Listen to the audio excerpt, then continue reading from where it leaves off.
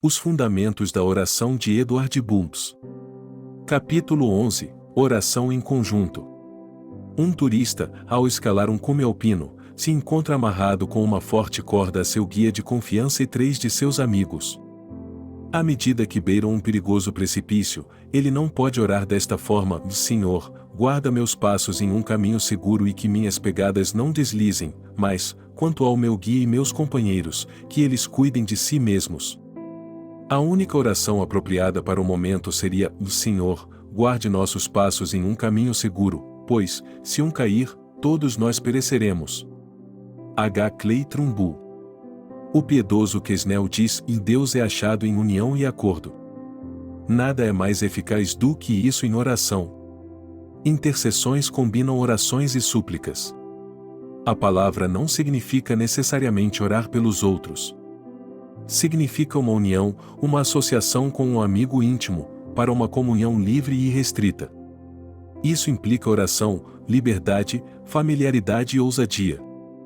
Nosso Senhor lida com a questão da oração no capítulo 18 de Mateus. Trata do benefício e da energia resultantes da agregação de forças para a oração. Se o seu irmão pecar contra você, vá aí, a sós com ele, mostre-lhe o erro. Se ele o ouvir, você ganhou seu irmão. Mas, se ele não ouvir, leve consigo mais 1 ou 2 outros, de modo que qualquer acusação seja confirmada pelo depoimento de 2 ou 3 testemunhas. Se ele se recusar a ouvi-los, conte à igreja, e, se ele se recusar a ouvir também a igreja, trate-o como pagão ou publicano. Digo a verdade: tudo o que vocês ligarem na terra terá sido ligado no céu, e tudo o que vocês desligarem na terra terá sido desligado no céu. Também digo que, se 2 de vocês concordarem na terra em qualquer assunto sobre o qual pedirem, isso será feito a vocês por meu Pai que está nos céus. Pois onde se reunirem 2 ou 3 em meu nome, ali eu estou no meio deles. OV 15, 20. Isso representa a igreja em oração para reforçar disciplina, e assim seus membros, que sucumbiram por falhas, possam se submeter prontamente ao processo disciplinar. Além disso, a igreja é convocada em oração conjunta para reparar o dano e o desgaste que resultam da excomunhão de um membro transgressor. Esta última direção à oração conjunta é para que a questão em sua totalidade seja remetida ao Deus Todo-Poderoso para aprovação e ratificação dele. Tudo isso significa que a principal, conclusiva e poderosa agência da igreja é a oração, seja para, como vimos em Mateus 9, introduzir trabalhadores na seara terrena de Deus, seja para excluir da igreja alguém que rompe a unidade, a lei e a ordem, que não ouve seus irmãos nem se arrepende ou confessa suas falhas. Significa que a disciplina na igreja, uma arte perdida na igreja moderna, deve andar de mãos dadas com a oração, e que a igreja que não possui disposição para afastar do seu seio os que praticam o mal, e a que não tem espírito de excomunhão para transgressores incorrigíveis da lei e da ordem, não terá comunhão com Deus. A pureza da igreja deve ser precedida pela oração de seus membros. A unidade da disciplina na igreja precede a unidade das orações feitas pela igreja. Que seja observado com ênfase que uma igreja que negligencia a disciplina será negligente com a oração. A igreja que tolera os que praticam o mal em seu meio cessará de orar em concordância, e cessará de ser uma igreja unida em oração pelo nome de Cristo. O tema da disciplina na igreja é importante nas Escrituras. A necessidade de zelar pela vida de seus membros é uma tarefa da Igreja de Deus. A igreja é uma organização de ajuda mútua, e é encarregada de zelar por todos os seus membros. A conduta desregrada não pode passar despercebida. O procedimento a ser seguido em tais casos é claramente relatado em Mateus 18, já mencionado anteriormente. Além disso, Paulo, em Gálatas 6.1, dá orientação explícita aos que caem em pecado na igreja: Irmãos, se alguém for surpreendido em algum pecado, vocês, que são espirituais, deverão restaurá-lo com mansidão. Cuide-se, porém, cada um para que também não seja tentado. O trabalho da igreja não é somente buscar membros, mas zelar por eles e guardá-los depois de serem recebidos. Se alguém cair em pecado, deve ser procurado; se a pessoa não puder ser curada, a excomunhão deve ser efetuada. Essa é a doutrina que o nosso Senhor estabeleceu. De alguma forma, isso também atingiu a igreja de Éfeso de Apocalipse 2, que, embora conquanto tenha deixado o primeiro amor e infelizmente decaído na essência da piedade no que compõe a vida espiritual, foi elogiada por sua qualidade e sei que você não pode tolerar homens maus e confira verso 2. Já a igreja de Pérgamo foi admoestada por ter entre seus membros pessoas que ensinavam doutrinas nocivas e eram uma pedra no caminho para outros. O problema não era tanto que tais pessoas estavam na igreja, mas sim que eram toleradas. A impressão é que os líderes da igreja estavam cegos para a presença de tais pessoas nocivas e, consequentemente, indispostos a executar a disciplina. A indisposição era um sinal infalível de falta de oração entre os membros. Não havia união no empenho da oração cujo objetivo fosse purificar e manter pura a igreja.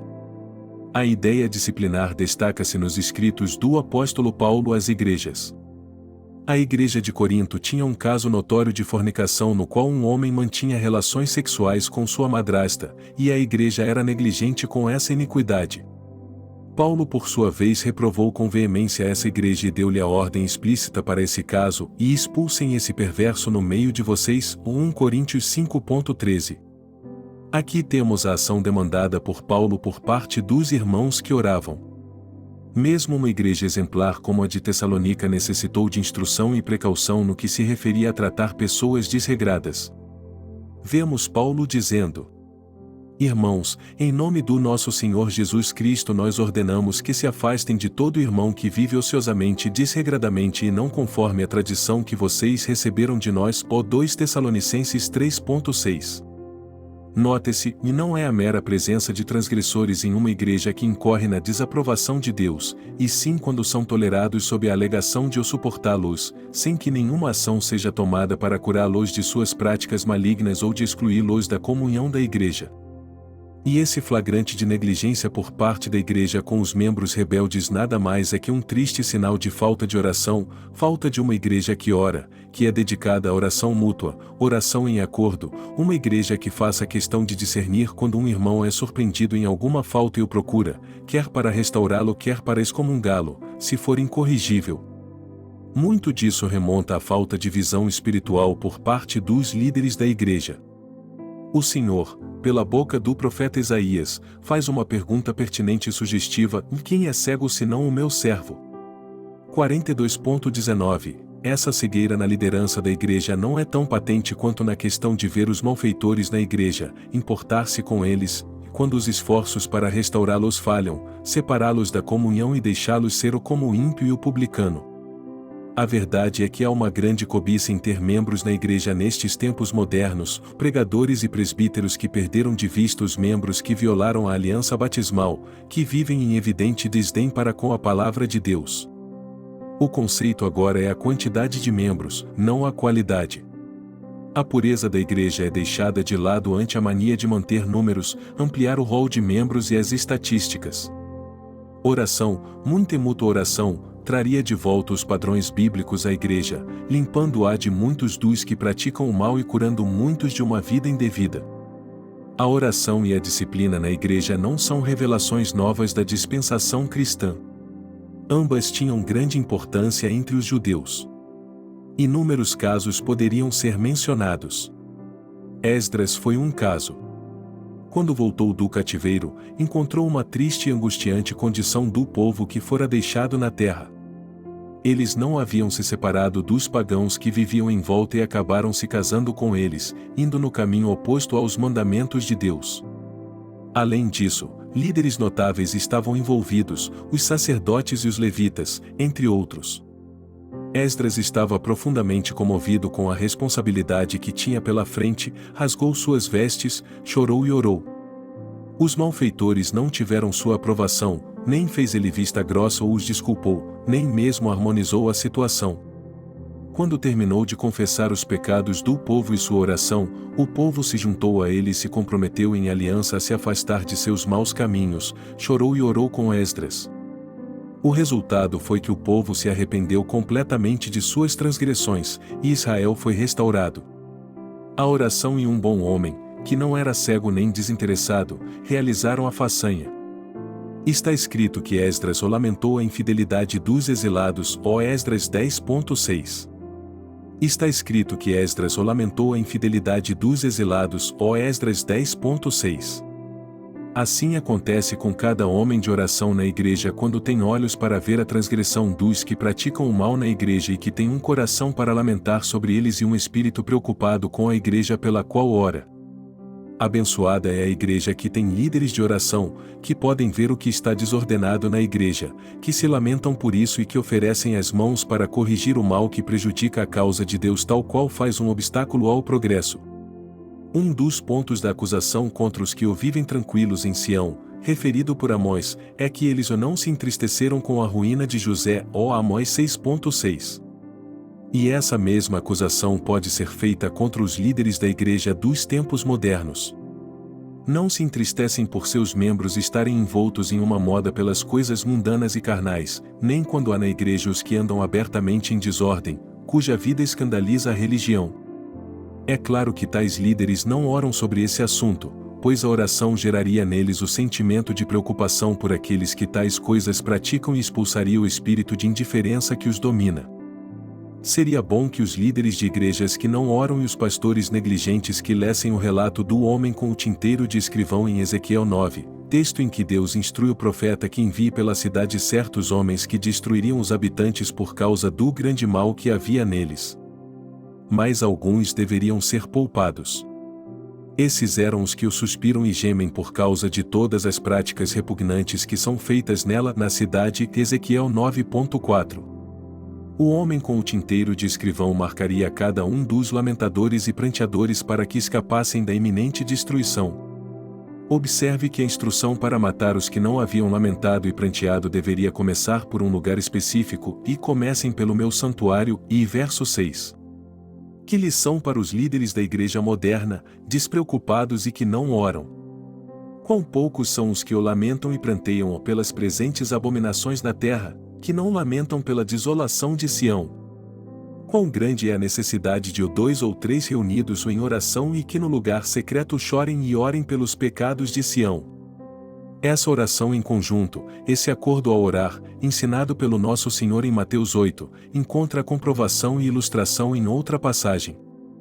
Esse era o tipo de oração a que Paulo se referiu em seu pedido aos irmãos romanos. Recomendo, irmãos, por nosso Senhor Jesus Cristo e pelo amor do Espírito, que se unam a mim em minha luta, orando a Deus em meu favor. Orem para que eu esteja livre dos descrentes da Judéia. E Romanos 15.30-31. Aqui vemos a unidade na oração, em acordo, que impulsiona diretamente a libertação de homens descrentes praticantes do mal, o mesmo tipo de oração encorajada pelo nosso Senhor, com praticamente a mesma finalidade, libertação dos descrentes e dos perversos, e que tal libertação os levasse ao arrependimento ou à exclusão da igreja. O mesmo conceito é encontrado em 2 Tessalonicenses. E finalmente, irmãos, orem por nós, para que a palavra do Senhor se propague rapidamente e receba a honra merecida, como aconteceu entre vocês. Orem também para que sejamos libertos dos homens perversos e maus, pois a fé não é de todos. 3.1-2. Temos aqui a oração em unidade requisitada por um apóstolo, entre outras coisas, pela libertação de homens ímpios, a mesma que a Igreja de Deus necessita nestes dias. Ao unir suas orações à dele, houve o fim desejado de libertação de homens que eram prejudiciais à Igreja de Deus e que eram um obstáculo ao curso da palavra do Senhor. Perguntamos, e não há na Igreja de hoje aqueles que são inegáveis obstáculos ao avanço da palavra do Senhor? Que melhor caminho há do que orar em conjunto sobre a questão, ao mesmo tempo usando o caminho da disciplina dado por Cristo, primeiramente para salvá-los, mas, se não houver frutos, para excomungá-los do corpo? Esse parece um caminho severo? Então nosso Senhor foi severo, pois finaliza essas orientações dizendo: se ele se recusar a ouvi-los, conte à igreja, e, se ele se recusar a ouvir também a igreja, trate-o como pagão ou publicano. Mateus 18.17. Essa atitude não é mais severa do que o ato de um cirurgião habilidoso, que vê todo o corpo e seus membros em perigo por um membro gangrenado e que amputa o membro do corpo para o bem do todo. Não mais severo do que o capitão e a tripulação de onde Jonas foi encontrado, quando a tempestade surgiu ameaçando destruir todos a bordo, que jogaram o profeta em fuga ao mar. O que parece severo nada mais é do que a obediência a Deus, para o bem da igreja e de extrema sabedoria.